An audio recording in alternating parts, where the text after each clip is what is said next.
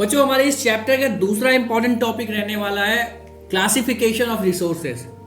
अलग अलग क्लासिफाइड करा गया, अलग अलग कैटेगरीज में रिसोर्सेज को बांटा गया है। वो कौन कौन सी कैटेगरीज हैं हमें याद रखना है, क्योंकि मैं सीधे शब्दों में कहूं तो बेटा इससे आपका शॉर्ट क्वेश्चन पूछा गया है, एक नहीं मल्टीपल टाइम एग्जाम में आया है।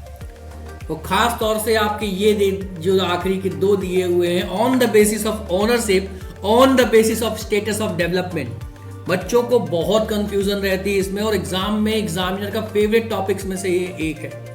इस चीज को समझते हुए चलेंगे हम लोग। आज सिर्फ एक ब्रॉड क्लासिफिकेशन देखेंगे कि 4 प्रकार से कैसे बांटा गया है।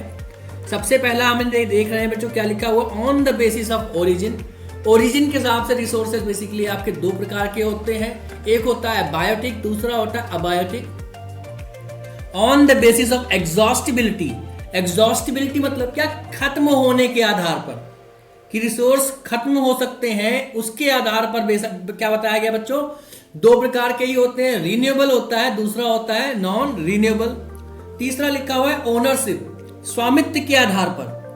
आप स्वामित्व के आधार पर आप इसको 4 प्रकार से बांट सकते हो, इंडिविजुअल होता है, कम्युनिटी होता है, नेशनल होता है और इंटरनेशनल होता है।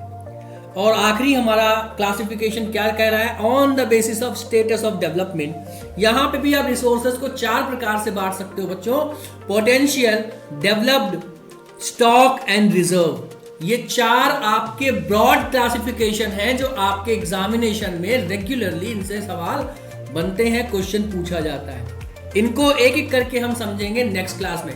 तब तक के लिए थैंक यू बच्चों।